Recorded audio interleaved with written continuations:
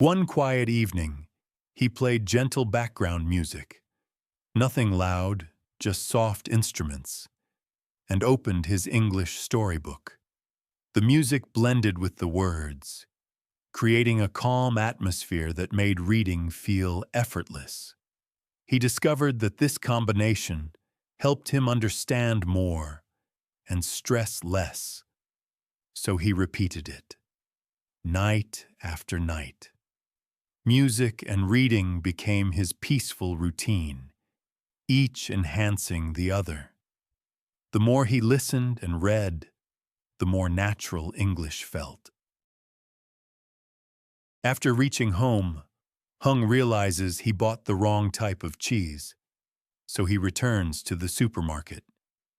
At the customer service desk, he feels nervous about explaining the mistake in English. He says, "I'm sorry, I took the wrong cheese. Can I exchange this for another one?" The staff understands and helps him quickly, and Hung feels that English allows him to fix problems calmly instead of feeling stuck. Michael joins a discussion about work habits. He shares one short idea slowly. Everyone agrees and adds more thoughts. He feels proud to contribute. On a slow Sunday morning, the city feels softer and quieter.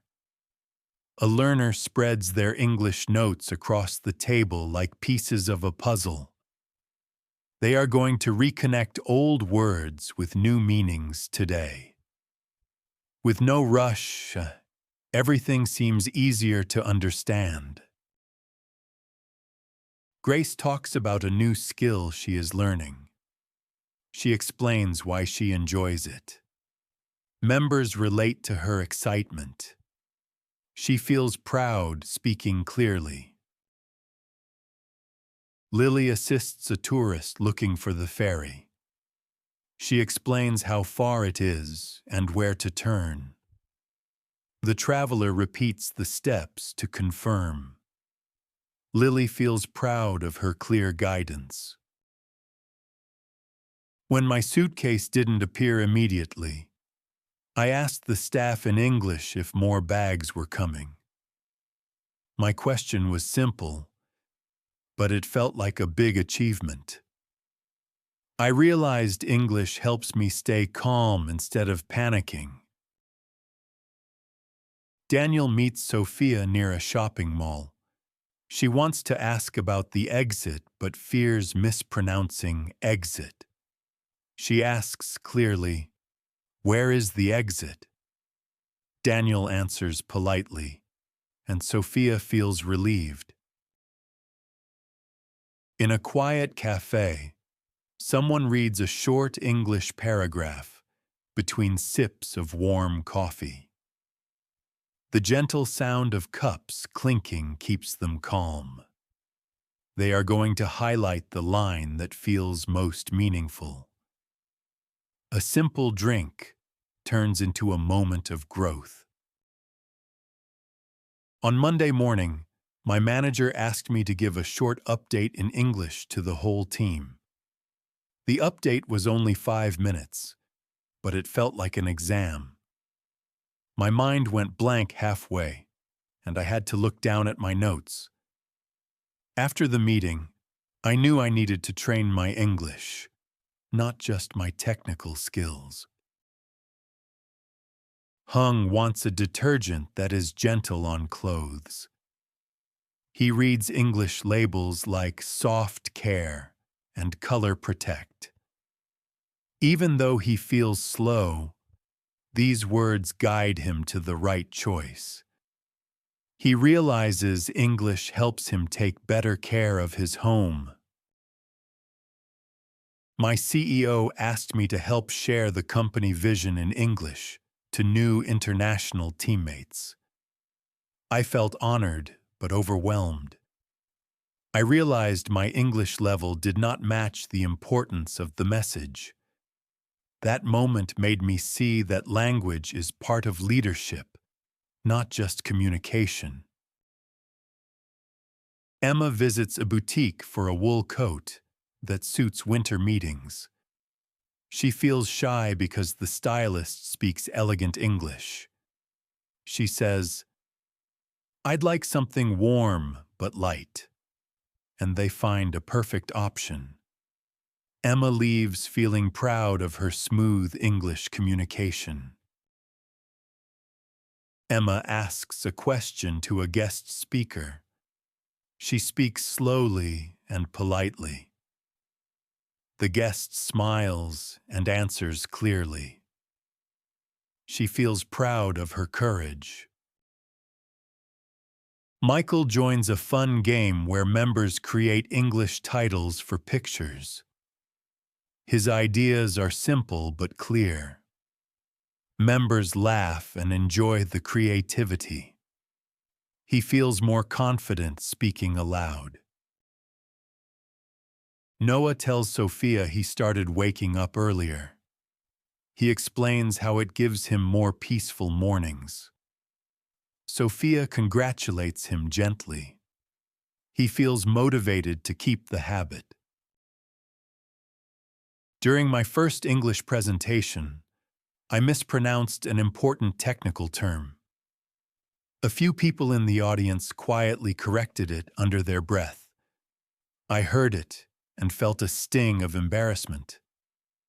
That moment convinced me to practice not just vocabulary, but also the way I say each key word. Every night ended the same. He turned off most lights, leaving only a small lamp on his desk. In that warm dimness, he opened his English story and read one page. It became a ritual that told his mind, "The day is done. Now it's time to grow a little." The page didn't take long, but it made each night meaningful. And with each page, his English grew quietly, just like the gentle darkness growing around him. On his morning run, Dewey notices banners advertising a weekend 10K race. At the information desk, the staff speaks English and uses a friendly tone, which still makes him a bit nervous. He asks, "What is the registration fee, and do I get a t-shirt?" And they answer clearly and slowly. Dewey walks away excited, understanding that his English allows him to join more events that match his running goals. At a small table, someone eats slowly while reading a short English article on their phone. Each pause between bites turns into a chance to reread a sentence. They are going to remember one useful phrase for their next meeting. Lunch becomes a bridge between daily life and quiet learning. Chloe reads English instructions for a new device. Some terms feel hard to say, so she practices repeating them. When she finally understands the steps, she feels proud of both comprehension and pronunciation. Michael receives a story starter and must continue it. He speaks slowly while building the scene. Members laugh at his creative ideas. He feels proud of his imagination. A long train ride gives a reader unexpected quiet time. The English story in their hands moves slower than the train. They are going to underline a phrase before getting off. Travel becomes a gentle companion to learning. After my English presentation, someone asked a simple question that I completely understood, but I couldn't find the English words to answer clearly. I gave a short, weak reply, and the room fell silent. That silence pushed me to practice answering questions in English, not just reading scripts. In a hidden corner of the library, a student leans over a thin English book. Pages turn slowly, as if time has stretched just for them. They are going to copy their favorite sentence into a journal. The silence around them makes each word feel stronger. Ella wants to ask Ryan what time the train arrives. She fears mispronouncing arrive. She asks, "What time does the train arrive?" Slowly. Ryan answers clearly, and Ella feels relieved. Henry enjoys sitting in a tea shop with an English novel. Whenever he sees a difficult word, he tests its pronunciation quietly. The cozy setting helps him relax. Reading becomes his peaceful routine. On a first date at a restaurant, my date tried to impress me by ordering in English. The waiter then turned to me and asked a question in English too. I stumbled through a short answer, feeling my cheeks burn. After that, I promised myself I wouldn't let English make me feel small again. Noah shows a tourist where the nearest public restroom is. He explains it's behind the park fountain. The tourist looks relieved. Noah smiles politely. Hui goes to the supermarket to buy some pens and notebooks. He reads signs in English like stationery, notebooks, and office supplies. After following the signs, he finds everything he needs. He realizes English helps him navigate large stores more easily. I try to touch English every day, even in small ways. I read a sentence here and learn a word there. These tiny actions feel simple but powerful. They remind me that progress comes from daily consistency.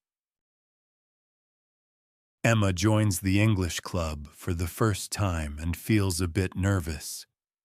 She introduces herself slowly, trying to pronounce each word clearly. The members smile and welcome her warmly. She realizes it's a safe place to practice. Emma attends a club meetup outdoors. She speaks with 3 new people.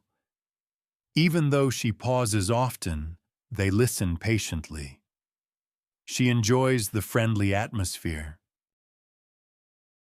On a cluttered desk, sticky notes with English words sit beside a laptop. Each note holds a tiny piece of progress. The learner is going to add 1 more note today. Over time, the desk becomes a map of all the effort nobody else sees.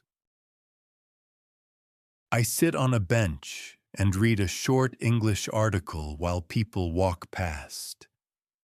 The open air makes learning feel less serious and more natural.